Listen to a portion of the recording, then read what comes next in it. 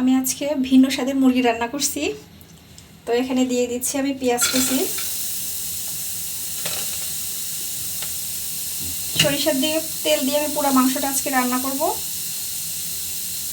এক মুঠ পেঁয়াজ দিলাম, এখন দিয়ে দিচ্ছি আমি সরিষার তেল।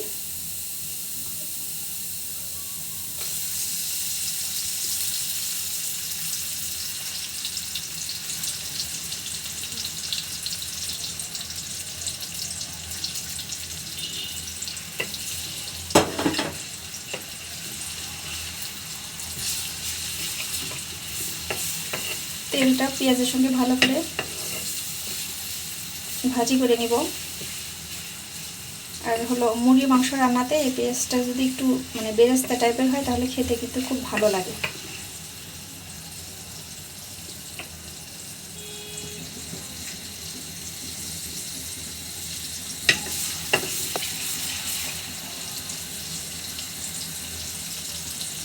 হ্যাঁ, পেঁয়াজটা খুব সুন্দরভাবে আমার ভাজা হয়ে গেছে। এর ভিতরে আমি মশলাগুলো দিয়ে দিব। এখানে সবগুলো মশলা আমি রেডি করে রেখেছি। আদা, রসুন, গরম মশলা,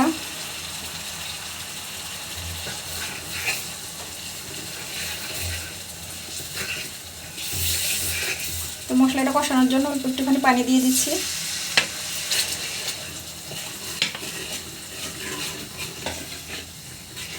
যখনই রান্না করতে নিই সাথে আমার ছেলে থাকে, আমাকে ভালোভাবে রান্নার মশলাটা ভালোভাবে নাড়তেই দেয় না। তো এখন আমি করি। মশলাটা আমার খুব ভালোভাবে কষানো হয়ে গেছে, এই যে উপর দিয়ে তেল ভেসে উঠেছে। এবার আমি মাংসগুলো দিয়ে দিব।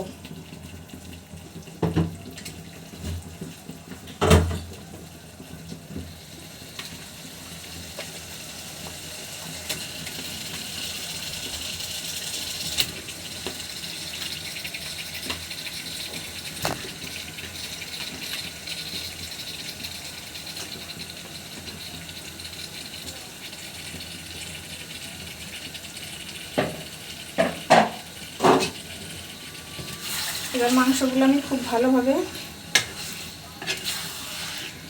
মশলার সঙ্গে মিশিয়ে নিব।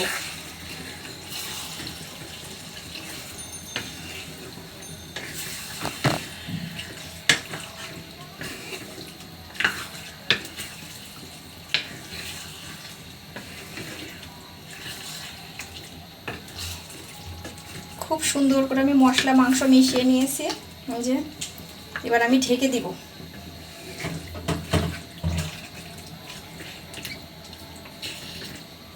এখান থেকে পানি বের হয়ে যাবে, আমি এই পানিটুক দিয়ে মাংসগুলো সিদ্ধ করে নিব, এক্সট্রা পানি অ্যাড করব না।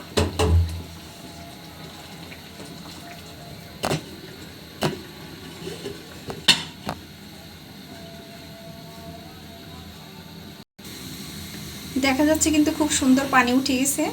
আমার এই পানিতে কিন্তু মাংসটা সিদ্ধ হয়ে যাবে, এক্সট্রা কোনো পানি আমি অ্যাড করব না। এবার ঢাকনা খুলে একটু নাড়িয়ে দিব। এই যে কত সুন্দর পানি উঠে গেছে।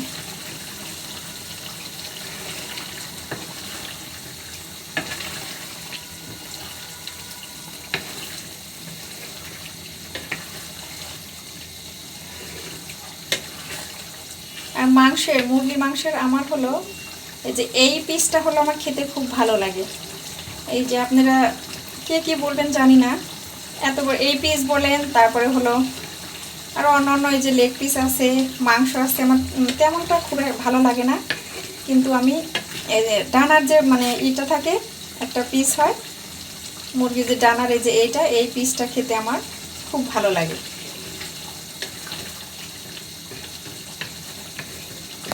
খুব সুন্দরভাবে পানি উঠে গেছে, আমি এই পানিটা দিয়ে মাংসটা রান্না করে ফেলবো। আর একটু ঢেকে দিব।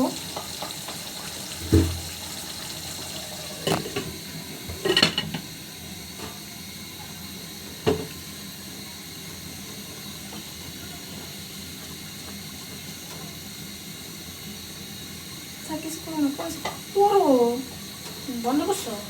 হ্যাঁ, বন্ধ করছো? কি এবার ঢাকনাটা খুলে দেখি। মাশাআল্লাহ,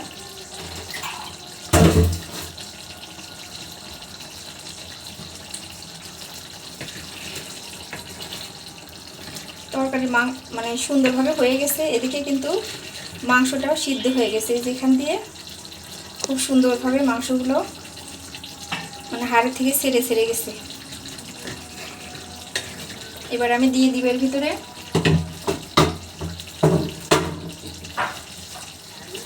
জিরার গুঁড়া দিয়ে দিব। আর এরকম করে জিরা ভাজি করে দিলে তরকারিটা কিন্তু আরো বেশ মজা লাগে। আজান দিয়ে দিচ্ছে।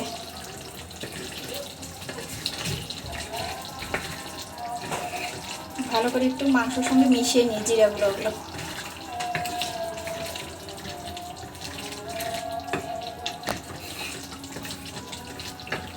খুব ভালোভাবে জিরাটা আমি মাংসের সঙ্গে মিশিয়ে ফেলছি।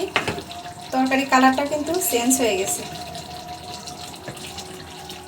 এই যে খুব সুন্দর একটা কালার আসছে। মাশাআল্লাহ, ঝোলটা কিন্তু অনেক সুন্দর হয়েছে। এবার আমি দিয়ে দিব এই পর্যায়ে তরকারিটা। মাশাআল্লাহ, অনেক সুন্দর হয়েছে। আমি এর ভিতর থেকে এই তেজপাতাগুলো ফালাইয়া দিব। তেজপাতার কাজ শেষ।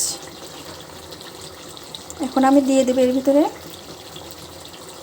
কাঁচামরিচ। তোমার রান্নাটা কেমন হয়েছে অবশ্যই কিন্তু কমেন্ট করে জানাবেন।